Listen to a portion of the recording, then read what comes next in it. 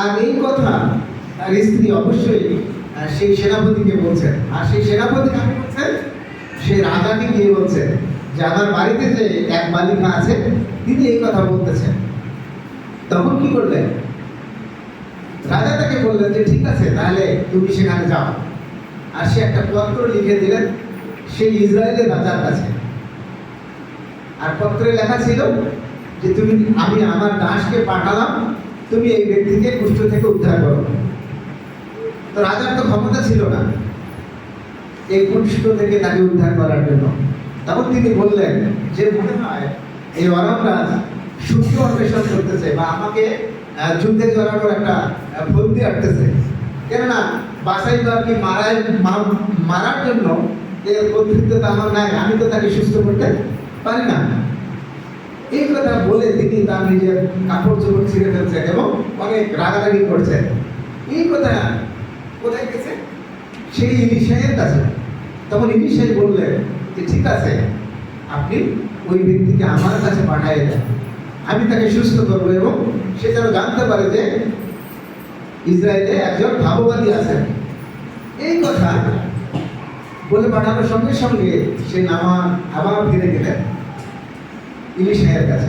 তখন ইলিশাই বললেন তুমি জলে গিয়ে 7 বার ডুব দাও।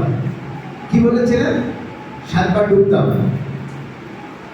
আর তখন সে তো অনেক অহংকারী লোক ছিলেন, একজন সেনাপতি যেহেতু তার অনেক রাগ হলো যে তিনি আমার সঙ্গে দেখাও করলেন না, সাক্ষাৎও করলেন না, একজন লোক পাঠিয়ে বললেন যে তুমি গিয়ে নদীতে স্নান করো আর তুমি সুস্থ হয়ে যাবে। সে রাগ করে ফিরে যাচ্ছিল। তারপর আবার তার যে আর বাকি যে দাস ছিল তারা এসে তাকে বললো যে প্রভু, উনি যদি কোনো ভালো কাজ করতে বলতেন বা কোনো বড় কাজ করতে বলতেন আপনি করতেন না? তখন কি করলেন যে যান তাহলে আপনি তার এই কথাটা শুনে দেখুন যে হয় কিনা। তখন সে গিয়ে সেই জর্দনতে স্নান করার সাথে সাথে কি সুস্থ হয়ে গেল। বলা আছে যে একদম শিশুদের যেমন নতুন চামড়া হয় সেরকম হয়েছে। তো আজকে আমরা এই শিক্ষা থেকে আমরা দেখবো যে আজকে আমরা এখান থেকে কি বুঝতে পারি, ঈশ্বর আমাদেরকে কি বলেন, কি শিক্ষা দেয়।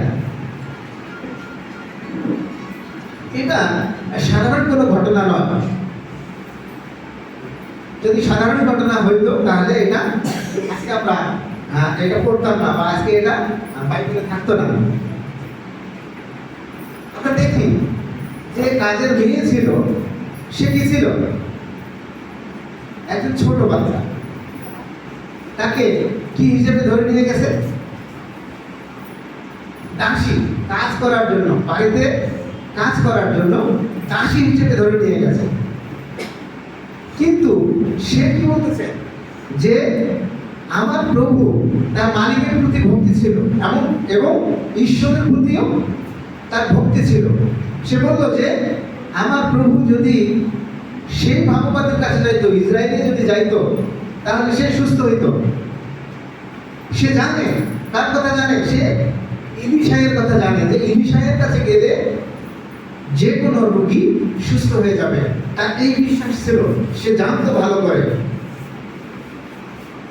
আজকে আমরা দেখতে পাই অনেক মানুষ আমরা আছে যে ছোটদের কথা শুনি না। অনেক বড় বড় মানুষ আছে যে ছোটদের কথা কানে নেয় না।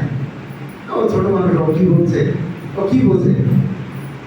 কিন্তু সেই সময় একজন সেনাপতি, যার কিনা হাজার হাজার সৈন্য যার কথা উঠা বসা করত, সে একজন বাড়ির কাজের মানুষের কথা কর্ণপাত করলেন। সে শুনলেন যে সে কি বলে। আমরা অনেক সময় এটা গুরুত্ব দিই না। ও ছোট মানুষ, কি বলছে, ও জানে না কিছু। তাও আবার কি, সে একজন বাড়ির কাজের লোক। তাকে তো দাস হিসেবে ধরে নিয়ে গেছে, সে তো ভুলও বলতে পারে। তার মনে এটা সন্দেহ জাগলো না যে না, তাকে তো আমরা বন্দি করে নিয়ে আসছি। কিন্তু তার কথা শুনলেন এবং সেই কথায় রাজার কাছে গেলেন অনুরোধ জানাইতে। আর সে এই তার কথা বিশ্বাস করেছিল বলে সে নামান কি হলেন? সুস্থ হলেন। এবং শেষে আমরা যদি আরো পড়ি পিছনের দিকে, সেখানে বলছে নামান সেই ঘটনার কথা বলছিল যে আমি এখন জানতে পারলাম পৃথিবীতে আর কোথাও ঈশ্বর নাই, একমাত্র ইসরায়েলে আছে। তিনি এই সাক্ষ্য দিচ্ছিলেন যখন সুস্থ হয়ে গেলেন। তিনি বলছিলেন যে আর কোথাও ঈশ্বর নাই, একমাত্র ইসরায়েলে আছে। তো এই যে গুরুত্বপূর্ণ বিষয় হচ্ছে যে আমরা এখন ছোট আছি। আজকে যদি তোমাদেরকে কোন একজন নিয়ে যায় পরে, তোমরা কি সাক্ষ্য বহন করবে? তোমরা এখান থেকে বাড়িতে যাবা, কি সাক্ষ্য বহন করবে? অনেকে এখান থেকে চলে গেছে, কি সাক্ষ্য বহন করতেছে? কি জানো তোমরা? যদি বলে তোমাদেরকে যে তোমরা গির্জায় কি করো, কি সাক্ষ্য বহন করো, কি বলো? গান গাই, প্রার্থনা করি, নাচি, এই তো। আমরা কি সাক্ষ্য বহন করবো? এটা হচ্ছে সব থেকে গুরুত্বপূর্ণ বিষয়। যে ছোট মেয়েটা ছিল, সে কিসের কাজ করছিল? দাসীর কাজ করছিল। আমরা বিরক্ত হয়ে যাই অল্প কিছুতে, সেটা নানানটা কথার জন্য আমরা বিরক্ত হয়ে যাই। কিন্তু সে দাসীর কাজ করার পরেও তার প্রভুর প্রতি ভক্তি ছিল। তাকে বন্দি করে নিয়ে গেছিল এই মেয়েটাকে, কিন্তু তার প্রভুর প্রতি ভক্তি ছিল। সে বলছে তার প্রভুর সুস্থতার জন্য যে আমার প্রভু যদি সেখানে যেত, তার ধারণা ছিল যে আমার কথা হয়তো বা এই শুনবে না এই পরিচালক বা এই সেনাপতি।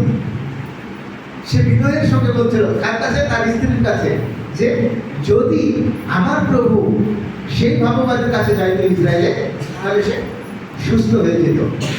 তার একদিকে বিশ্বাস ছিল যে সে ইলাইয়ার কাছে গেলে সুস্থ হবে, আর একদিকে কি তার এটাও ভয় ছিল যে হয়তো বা সেনাপতি শুনবে না। এই জন্য বলছে যে যদি আমার প্রভু যেত। তো এই জন্য আমাদেরকে বুঝতে হবে যে আমরা যা কিছু শুনি এটা অবশ্যই গুরুত্ব দিয়ে শুনতে হবে, সঠিকটা জানতে হবে। তা আজকে আমরা যিশুকে সঠিকভাবে জানি কিনা, আজকে আমরা বাইবেল সঠিকভাবে জানি কিনা, যত ছোট বিষয় হোক না, খুবই ছোট বিষয় হোক, কিন্তু সেটা সঠিক জানতে হবে।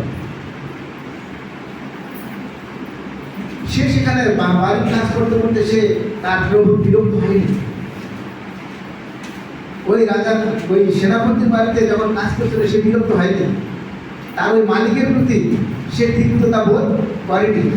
যদি করতো তাহলে করতো। অনেকে আছে মহিলা দিলেও ওরা আমি এরকম না, ও যেমন আপনি আছে না এরকম লোক, যদি একটু ঝগড়া লাগে তো আর কোনো খবর দিব না, তাকে ভালো কথা বলবে না। কেন বলবে না? ওর সাথে আমার সম্পর্ক ভালো না। এই মনোভাব তার ভিতরে ছিল না। সে অবশ্যই একজন দাসী ছিল। সেদিন আমাদেরকে যে ক্লাস করেছে উনি একটা কথা বলছেন সেদিন, যে সাধু পৌল ছিলেন সেই রোমান সাম্রাজ্যের যে সেনাপতিদের আছে, যে সৈন্যরা ছিল, তাদের সবাইকে সুসমাচার দিয়েছিলেন। আর এক সময় এই বাড়ির কাজের লোক, এই সৈন্য বাহিনী, এদের কাছে যখন সুসমাচার দিয়েছে, এই সুসমাচার আস্তে আস্তে কি হয়েছে? রাজা শুনেছে, রাজবাড়িতে পৌঁছে গেছে, রাজবাড়িতে পৌঁছে গেছে। তো আমরা একসময় প্রভুর কাজ করবো, তো আগে আমরা রাজার কাছে গিয়ে সুসমাচার দিতে পারবো না। আমরা বড় মানুষের কাছে যেতে পারি না, বড় বড় মানুষ। আমরা এখন যদি বলি যে আমরা ডক্টর ইউনুসের কাছে যাবো, আমরা যেতে পারবো না। কিন্তু আমরা কার কাছে পৌঁছাতে পারি? ওর বাড়ির কাজের লোকের কাছে পৌঁছাতে পারি, যারা ওর বাড়িতে বাজার ব্যাগ টানে তাদের কাছে পৌঁছাতে পারি। আমরা তাদের কাছে যদি সুসমাচার দিই, এই সুসমাচার একসময় কি হবে? আস্তে আস্তে তার কাছে পৌঁছে যাবে। তো এই জন্য আমরা সবসময় যিশু সবসময় এই যে সমুদ্রের ধারে, নদীর পাড়ে, এই সমস্ত জায়গায় প্রচার করছেন। যারা জেলে, যারা মাছ ধরত, সেখানে গিয়ে তিনি সুসমাচার দিয়েছেন। কারণ এই যে সাধারণ যে মানুষ যারা স্বাভাবিক জীবনযাপন করে, সমাজে সবখানে যারা থাকে, তাদের কাছে সুসমাচার দিলে তারা কি, তারা ছোট জায়গা, উঁচু জায়গা, সমস্ত জায়গায় এই সুসমাচার পৌঁছে যাবে। এই জন্য এই ছোট ছোট জায়গাগুলোতে সুসমাচার বহন করতে হয়। সেই ছোট বাচ্চা সে এই বিষয়ের কথা কোথায় গিয়ে বলেছেন? রাজবাড়িতে বলেছেন। অবশ্যই ওরাম রাজার সঙ্গে ভালো সম্পর্ক ছিল না রাজা। রাজা কি বলেছে? যে তিনি আমার সঙ্গে যুদ্ধ করার জন্য সেই কোনো একটা কি ইস্যু বুঝতেছে, কোনো একটা যে আমার ঘর দোষ বার করবে আর আমার রাজ্যে আক্রমণ করবে, এরকম একটা পরিস্থিতি এই রাজার মনে, ইসরায়েল রাজার হৃদয়ে চলছিল। তো এই যে ইলিশায়ের কথা কিভাবে চলে গেল? সে ওরাম রাজার কাছে এই কাজের লোকের মাধ্যমে। তো এইখান থেকে আমরা আরো অনেক কিছু শিখতে পারি, অনেক কিছু শিখতে পারি। আমার কি বলছিল যে আমার দেশের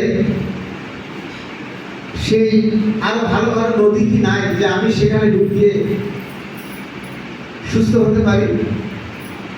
তাহলে এই জর্ডনই কেন ডুবতে হবে? এখানে আমরা বাধ্যতা দেখতে পাই। যদি এই নামান রাগ করে চলেই যেত, তাহলে সে কখনোই সুস্থ হতে পারত না।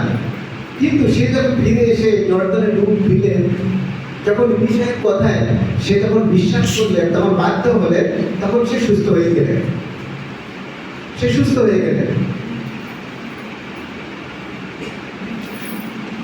আর সেখানেও সে কি করলেন? তার দাসেরাই তাকে আবারও বলল যে যদি সে বড় কাজ করতে হতো তাহলে কি করতেন না? সেখানে আমরা আবার দেখতে পাই যে যারা উচ্চ পদে কাজ করেন, যারা বড় বড় জায়গায় আছেন, তাদেরকে অবশ্যই যারা তাদের নিচে কাজ করে বা তাদের সহকারী, তাদের কথা মাঝে মাঝে শুনতে হয়। কারণ তারাও অনেক সময় ভালো ভালো কথা বলেন, ভালো ভালো কাজ করেন। তারাও অনেক সময় এটা বুঝতে পারেন যে বড়রা ভুল করতেছে, তখন তারা এটা বলে। আর যখন সে তাদের কথা শুনলেন, সে সুস্থ হয়ে গেলেন। এরপরে আরো অনেক ভালো কাহিনী আছে, এটা সম্পর্কে আরেকদিন আমি বলবো। যে গেহুসি ছিলেন, গেহুসি একজন অনেক ভালো তার পরিচালক ছিলেন। সে নামানের কুষ্ঠরোগ তার শরীরে গিয়েছিল। এই বিষয়ে আমরা আরেকদিন দেখবো। কিন্তু আজকে যে মূল বিষয়টা হচ্ছে, সেটা হচ্ছে কি, আমরা যতই ছোট মানুষ হই না কেন, যতই আমাদের চিন্তা ছোট হোক না কেন, কিন্তু আমরা এখান থেকে যা শিখছি, এখান থেকে যা গ্রহণ করছি, ভুলটা যেন আমরা না শিখি, যেন আমরা সঠিকটা শিখি। যেটা সঠিক, যেটা সত্য, এটা যেন আমরা শিখি, যেটা আমাদের বাস্তব জীবনে আমরা কাজে লাগাতে পারবো। আর এটা শিখে আমরা কি করবো? অন্যের জীবনেও যেন এটা কাজে লাগে। ওই দাসী শুধু শুনছে যে ইলিশায়ের কাছে গেল, তার বিশ্বাস ছিল ইলিশার সম্পর্কে, ইলিশার সম্পর্কে তার যথেষ্ট ধারণা ছিল। কিন্তু আমরা অনেক সময় ভুলে যাই। আমরা ছোট মানুষ, আমরা গুরুত্ব দিই না। আমাদের আবেগ বেশি। অনেকে আছো তোমরা প্রায় যুবক, আবেগ বেশি আমাদের হৃদয়ে কাজ করে। আমি একটা গল্প বলে শেষ করবো। আমাদের আবেগ যখন কাজ করে, তখন আমরা বিপদে চলে যাই। বিপদ আমাদের আবেগ কিরকম? দুই বন্ধু দোকানে বিভিন্ন সময় আড্ডা দেয়। তো এক বন্ধু দেখে যে ওই কুকুরকে খাবার খাওয়াচ্ছে।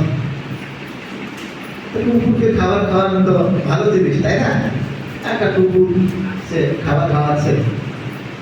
আমার আর এক বন্ধু চলে আসছে ইতি করতে, এসে বলতেছে, কি রে, আমরা এত কিছু জোরাজুরি করলেও তুই কখনো আমাদেরকে কিছু খাওয়াস না। আর আজকে তুই একটা কুকুরকে খাওয়াচ্ছিস, কারণ কি? ও কয় না, বলতেছে না মনে মনে, কিন্তু আসতেছে, কারণ জোর করে ধরছে যে কারণ কি, আজকে তুই কুকুরকে খাওয়াচ্ছিস, আমাদেরকে খাওয়াস না। আমাদের থেকে কিন্তু ওই কুকুরটার কাছে কুকুরটার মূল্য বেশি হয়ে গেল। ওকে আরে বোকা, তুই বুঝবি না। কি বুঝবো না? এটা তো ওই যে লাইলিন গ্রামের কুকুর, এই জন্য আমি ওরা খাওয়াইছি। এই যে আবেগ, কারণ ওই লাইলিন নামের মেয়েটার সম্পর্কে ওরা মনে মনে ভালোবাসে, এই জন্য ওই গ্রাম থেকে একটা কুকুর আসছে, সেটাকে সে খাওয়াচ্ছে, তার বন্ধুকে সে খাওয়ায় না। তো আমাদের আবেগ হচ্ছে এরকম, যেটা কোনো কাজের না। আমাদের বাস্তব জীবনে এই আবেগগুলো কোনো কাজে আসবে না।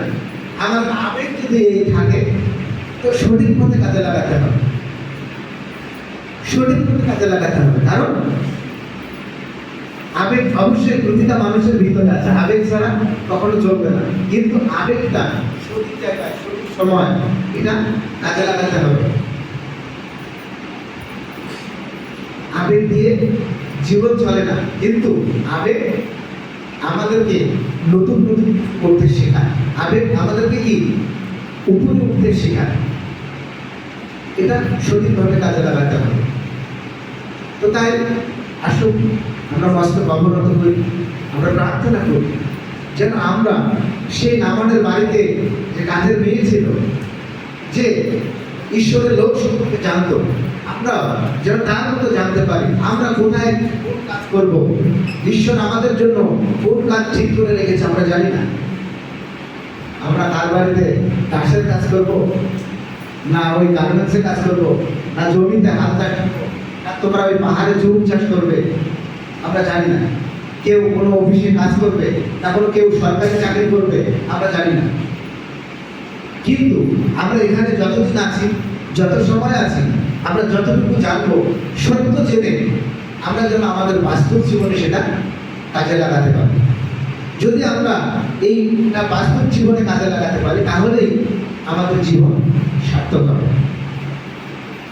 তো আমরা চোখ বন্ধ করি এবং আমরা প্রার্থনা করি। হ্যাঁ প্রেমময় পিতা, আমরা তোমাকে ধন্যবাদ দিই যে তুমি আমাদেরকে একটি সঠিক শিক্ষা দিয়েছ এবং সঠিক শিক্ষার জায়গায় তুমি আমাদেরকে রেখেছো। আমাদের ব্যক্তি জীবন থেকে যেন আমরা তোমার কথা জানতে পারি, আমরা ব্যক্তিগতভাবে যেন আমরা তোমাকে বুঝতে পারি, আমরা যেন তোমাকে হৃদয়ে ধারণ করতে পারি। আমরা যতটুকু জানি যেন আমরা সেই সঠিক বিষয় জেনে যেন আমরা আমাদের ব্যক্তিগত জীবনে তা প্রয়োগ করতে পারি। তুমি আমাদেরকে সেইভাবে আমাদেরকে পরিচালনা দান করো, তুমি আমাদেরকে সেইভাবে চলতে সহযোগিতা করো। আমরা সর্বদাই তোমার গৌরব, আমরা তোমার প্রশংসা করতে চাই। আমরা জানি না পিতা যে তুমি আমাদেরকে কোন কাজের জন্য ঠিক করেছো, কোন উদ্দেশ্যে আমাদেরকে তুমি এই পৃথিবীতে নিয়ে এসেছো এবং আমাদের জন্য তোমার পরিকল্পনা কি আমরা এখনো জানি না। কিন্তু তুমি জানো যে আমার জন্য কোনটা প্রয়োজন, আমার জন্য কোনটা ঠিক, কোন উদ্দেশ্যে তুমি আমাদেরকে তৈরি করেছো। তাই সেইভাবে তুমি আমাদেরকে গড়ে তুলতে তুমি সাহায্য করো, তুমি সেইভাবে আমাদেরকে প্রস্তুত করো। পৃথিবীতে অনেক মানুষ আছে পিতা, কিন্তু সবাই এখানে নেই। কিন্তু এই রূপে শুধু আমরা এসেছি, এই রূপে আমরা আছি, এই হোস্টেলে আমরা আছি যেন সঠিকভাবে শিখতে পারি। তুমি তোমার উদ্দেশ্যে তুমি আমাদেরকে মনোনীত করেছো, তুমি আমাদেরকে এখানে প্রত্যেককে নিয়ে এসেছো। অনেকে এসেও ফিরে গেছে কিনা, কিন্তু যত সময় আমরা প্রত্যেকে এখানে থাকি, তুমি আমাদেরকে তোমার পরিচালনা দান করো। সমস্ত অন্যায়, অপরাধ, অযোগ্যতা থেকে তুমি বেরিয়ে আসতে আমাদেরকে সাহায্য করো। সঠিকভাবে তোমার পথ চলতে তুমি আমাদেরকে সাহায্য করো। আমাদের সমস্ত দুর্বলতা, সমস্ত মন্দতাকে তুমি দূর করো। সমস্ত সেই বিরক্তি আমাদের কাছ থেকে নিয়ে যাও। তোমার শান্তি আমাদের হৃদয়ে দাও, যেন শান্তিতে আমরা এখানে বসবাস করে আমরা অধ্যয়ন করতে পারি, তোমার গৌরব, তোমার প্রশংসা করতে পারি সর্বদা। তুমি আমাদেরকে সাহায্য করো। আমাদের আত্মীয় স্বজন প্রত্যেককে তুমি সুস্থ এবং সুন্দর রাখো, এবং আমাদের ব্যক্তি জীবনকে পরিপূর্ণ করো। আজকে যে শিক্ষা আমরা পেয়েছি পিতা, সেই আমাদের জীবন থেকে তুমি সেভাবে আমাদেরকে সাহায্য করো। আমরা যেন তোমার বাধ্যতায় জীবনযাপন করতে পারি, আমরা যেন অবাধ্য হয়ে রাগ করে তোমার কাছ থেকে দূরে সরে না যাই পিতা, তুমি আমাদেরকে সাহায্য করো। আমরা যেন আমাদের মতো ফিরে এসে আমরা যেন বাধ্য হয়ে জীবনযাপন করি, যেন তোমাদের আমাদের জীবনকে পরিপূর্ণ করতে পারি, তুমি সাহায্য করো। কারণ এই প্রার্থনা প্রভু যিশু তোমার নামে চাই, তারপরে শ্রবণ ও প্রার্থনা।